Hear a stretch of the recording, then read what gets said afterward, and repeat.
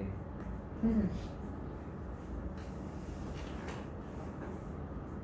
Baik, selamat pagi. Selamat pagi Pak Ari.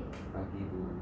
Perkenalkan, nama saya Dina Utami Agustin, mahasiswa PPG Hamka, angkatan 1 tahun 2023. Apa kabar Pak Ari? Puji Tuhan baik.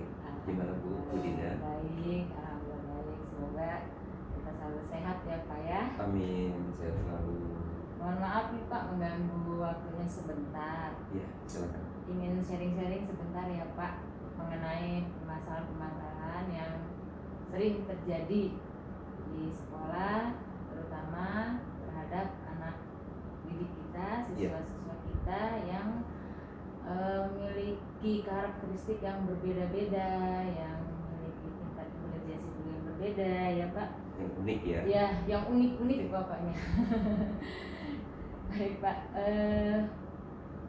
dari segi pedagogik, literasi, dan numerasi Pak, banyak siswa yang belum mencapai nilai yang diinginkan. Iya. Banyak hal ya Pak ya, terutama terkait dengan motivasi siswa. Menurut Bapak, mengapa atau faktor apa yang menjadi penyebab rendahnya motivasi siswa dalam belajar Pak? Ya, kalau kita melihat motivasi siswa itu sebenarnya beragam alasannya ya Bu ya. Yeah. Tapi kita bisa melihat yang pertama dari internal siswa. Apakah siswa itu sudah menyadari tujuan dari belajar itu untuk apa? Nah, kalau siswa sudah memahami, tentu motivasinya akan meningkat. Nah, yang kedua dari faktor yang eksternal, Bu. Misalnya dari guru, dari orang tua, dari guru sendiri. Apakah penyebab dari siswa itu belum mengetahui tujuan belajar itu? Kita sudah menyampaikan atau belum tujuan belajarnya? Atau kita sudah memberikan pembelajaran yang kontekstual atau belum, yang dekat dengan kehidupan sehari-hari siswa, mengaitkan dengan kehidupan mereka. Betul. Ya Pak, sehingga mereka termotivasi ya Betul. Pak. Kemudian dari orang tua, apakah orang tua sudah memberikan dorongan yang cukup kepada anak memberikan mau belajar? Iya betul. Apakah dari rumah itu sudah dipersiapkan dengan baik atau belum? Itu hal-hal sepele yang kadang kita lewat untuk memperhatikan itu. Misalnya, apakah anak ini dari rumah udah sarapan? Apakah sudah dipersiapkan dengan baik, buku-buku yang dibawa dan seterusnya? Itu juga sangat mempengaruhi motivasi belajar siswa gitu. Jadi dari faktor internal ada, dari eksternal pun ada. Eksternal juga ada ya Pak ya. Mungkin juga dengan materi yang disajikan oleh guru membuat siswa itu tertarik tidak sih? Oh iya, itu gitu faktor kan? yang sangat penting juga, bahwa cara penyajian guru ini menarik atau tidak bagi siswa. Iya, itu juga sangat mempengaruhi motivasi siswa. Menarik sekali ya Pak ya. Betul. Baik Bapak, jadi dengan motivasi yang tinggi, mudah-mudahan anak kita itu dapat mencapai apa yang mereka inginkan. Iya. Kemudian Bapak berkaitan dengan pembelajaran tadi, tidak terlepas dari keterkaitannya dan juga dengan literasi siswa, ya, kemampuan mereka yang sekarang ini juga tergolong rendah ya Pak ya. Terus maksudnya dengan sekarang ini kan teknologi juga berkembangnya cepat ya, banyak sekali teknologi. Tapi masih banyak kita temui literasi siswa itu kurang. Menurut Bapak, faktor apa saja sih penyebab literasi siswa itu masih rendah? Oke. Jadi literasi itu saat ini sedang digalakkan ya. Nah, banyak metode atau jenis-jenis literasi yang bisa diterapkan. Nah, kadang-kala guru sendiri belum memahami literasi itu seperti apa. Yang kita pahami selama ini kan literasi itu sekedar membaca buku, dibiasakan setiap pagi 15 menit misalnya seperti itu. Nah, apakah hanya terbatas di situ? Nah, itu yang perlu dipahami oleh guru terlebih dahulu. Nah, kemudian memang pembiasaan itu baik, tapi kadang-kala guru ini terlalu banyak mengarahkan siswa untuk mencari bahan literasi yang dipaksakan sesuai dengan materi. Ya, Pak, ya. Untuk itu ya literasi ini perlu dipahami oleh guru bahwa literasi bukan sekedar hanya membaca buku yang sesuai dengan materi, tapi bagaimana guru ini bisa menyiapkan anak ini untuk berliterasi sesuai dengan minatnya. Nah, disinilah tantangan bagi guru, bagaimana minat literasi ini ditumbuhkan melalui bahan bacaan yang disukai siswa.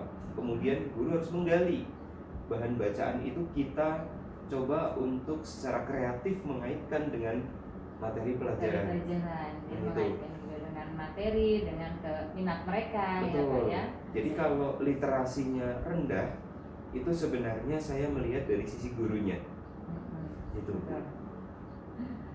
Jadi guru harus kreatif ya untuk menumbuhkan minat mereka, untuk kesadaran siswa untuk minat membaca, menyukai dengan berliterasi, dengan lisan ataupun dengan membaca buku yang menarik ya Pak ya. Baik Bapak. Kemudian nih Pak ya, dari rendahnya literasi itu banyak sekali ya Pak ya hubungannya juga dengan komunikasi dengan orang tua, dengan antara guru dengan siswa, guru dengan orang tua siswa gitu. Jadi ada dampaknya juga Pak terhadap siswa kita ini. Sering sekali di sekolah itu siswa ini jarang mengerjakan tugas, baik tugas di sekolah maupun tugas di rumah atau pekerjaan rumah ataupun tugas kelompok. Ini menurut Bapak nih, faktor-faktor apa ya yang menyebabkan siswa ini tuh tidak atau sering sekali tidak mengerjakan tugas tersebut? Oke.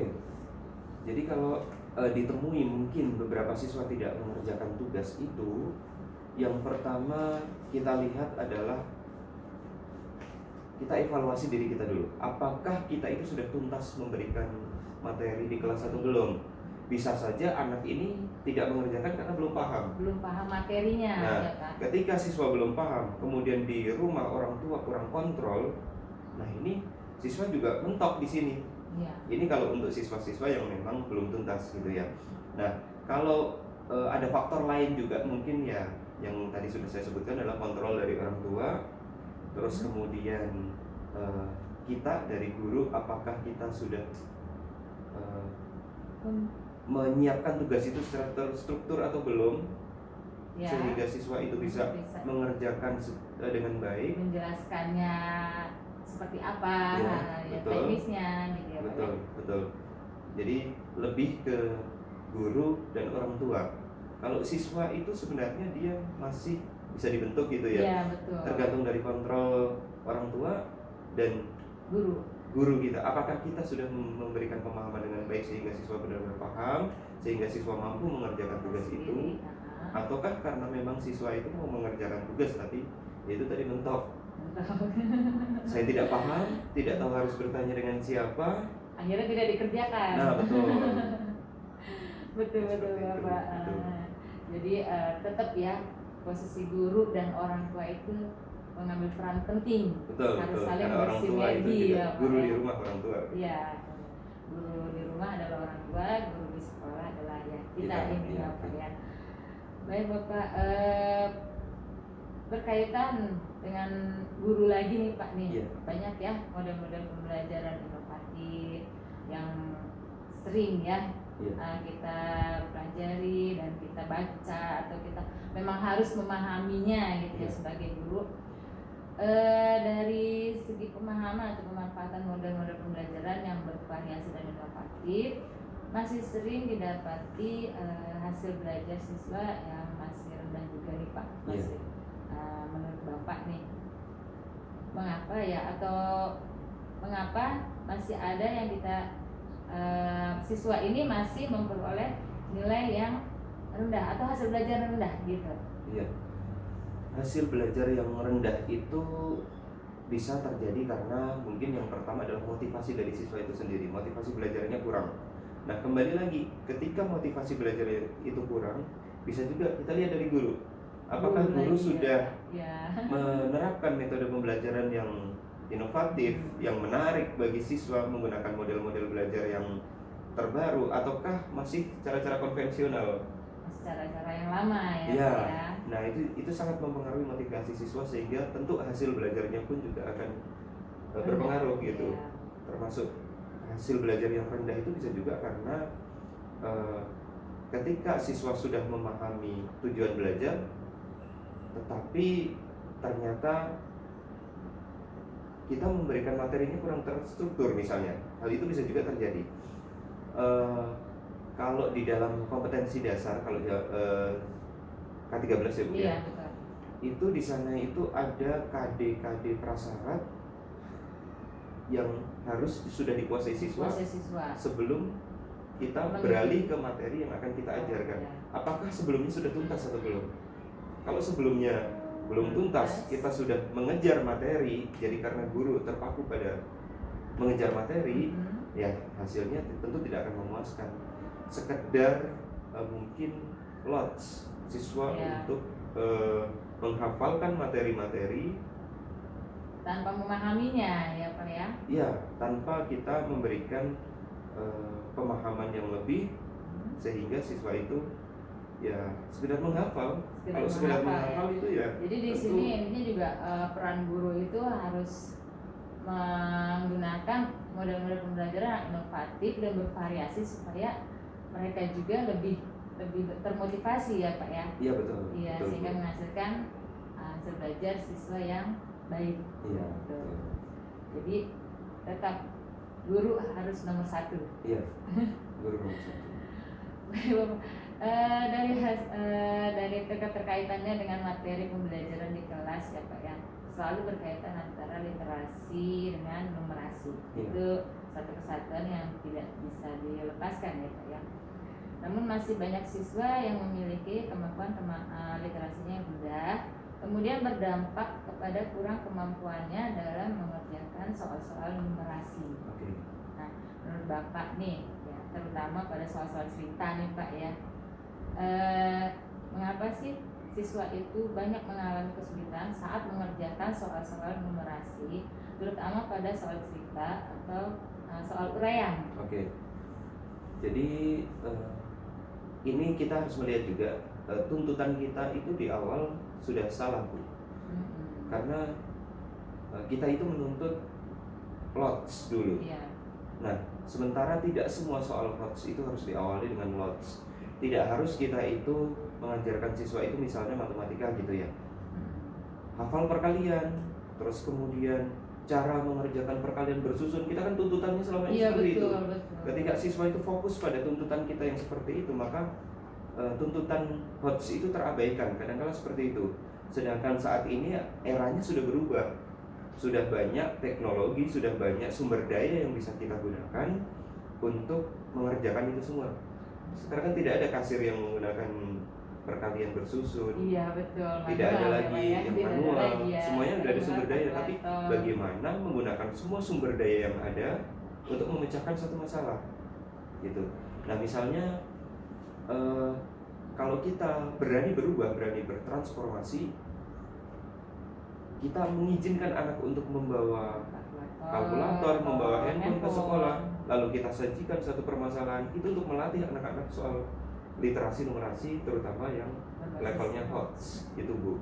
Jadi kita sendiri harus berani berubah. Kita harus berinovasi bahwa pembelajaran itu tidak harus selalu diawali dengan menghafal. Kita harus berubah. Sekarang kalau kita mau cari hafalan, kita tinggal buka Google, selesai. Betul. Sekarang ada Open AI, ChatGPT, bisa menyelesaikan banyak masalah gitu. Nah seperti itu, kita gunakan sumber daya itu untuk memecahkan masalah, terutama yang ada di lingkungan siswa gitu. Karena tuntutan anak sekarang ini adalah kalau siswa kemampuan literasi numerasinya baik, maka dia akan bisa survive di kehidupan mendatang gitu. Tapi kalau sekedar hafalan, ya akan terlindas gitu. Ya, betul. Akan tetap di situ saja, ya, tidak betul. bisa berkembang lagi ya Pak ya. Betul Bu. Baik Bapak, terkaitan dengan tadi ya Pak ya, kemajuan teknologi ya, yang harus kita perdayakan kepada siswa. Tapi di sini saat kita sudah sebagai guru ya Pak ya, sudah menggunakan atau memberdayakan sumber daya teknologi tersebut, teknologi informasi tersebut ya Pak ya, ada juga beberapa siswa terkadang saat pembelajaran itu masih kurang antusias gitu Pak. ya. Jadi masih banyak dengan nyamannya dia sendiri gitu Pak. Menurut Bapak nih ya, apa sih penyebab kurang antusias siswa terhadap pembelajaran saat itu, sedangkan gurunya sudah menggunakan atau memanfaatkan teknologi atau inovasi dalam pembelajaran? Iya, ini terkait dengan kemampuan atau kompetensi pedagogi guru ya Bu ya. Betul. Nah, apakah guru tersebut sudah memahami gaya belajar anak atau belum? Kalau guru belum memahami gaya belajar masing-masing anak, kita sudah menerapkan teknologi ini itu, tapi tidak sesuai dengan gaya belajarnya, ya percuma. Jadi pahami dulu gaya belajar anak, gaya belajar murid itu seperti apa, baru kita sesuaikan. Kita mau menggunakan audio visual untuk anak-anak yang hanya auditori, ya tidak cocok. Kita mau menggunakan visual, tapi anaknya auditori, sama saja tidak cocok. Pahami dulu gaya belajarnya, baru kemudian kita pilih teknologi yang sesuai dengan anak. Nah seperti itu Bu. Baik Bapak, jadi tetap ke guru lagi nih ya. Betul, PR-nya. Kuncinya tetap di guru. Kuncinya tetap di guru. Juga harus ada juga dengan minat siswa, kita kaitan dengan minat siswa dan dengan lingkungan siswa, juga dengan orang tua juga kita harus bersinergi untuk kemajuan siswa-siswa kita juga ya Pak ya. Baik Bapak, mungkin sebelum saya akhiri Bapak, menurut Bapak nih ya, bagaimana untuk guru-guru ini untuk meningkatkan kompetensi kita nih Pak? Masukannya Pak di luar ini Pak, nggak apa-apa. Sebagai guru, untuk meningkatkan motivasi belajar, guru itu sebelum mengajar harus belajar terlebih dahulu. Kalau guru berhenti belajar, maka berhentilah mengajar. Jangan menjadi guru, karena guru itu adalah prinsipnya belajar sepanjang hayat. Karena guru itu jiwanya tidak pernah berhenti sebagai guru. Mungkin fisiknya bisa pensiun dan seterusnya, tapi jiwanya tetap sebagai pembelajar. Gitu. Jadi jangan berhenti belajar untuk para guru, sehingga outputnya kita berdampak pada siswa-siswa kita untuk lebih aktif lagi, dan kita bertransformasi supaya guru tidak menjadi satu profesi yang bisa tergantikan. Guru yang terus belajar adalah guru-guru yang tidak tergantikan oleh teknologi apapun. Tapi guru-guru yang tidak mau belajar, maka akan terlindas oleh teknologi yang saat ini terus berkembang. Seperti itu Bu Dina. Baik, terima kasih Bapak. Ini sebenarnya obrolannya banyak banget yang masih ingin saya tanyakan, tapi karena terkendala waktu Bapak. Terima kasih untuk saat ini, untuk hari ini sharingnya.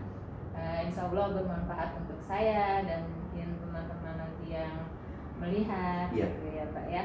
Terima kasih atas motivasinya. Selamat pagi Bapak, selamat melanjutkan aktivitas. Terima kasih.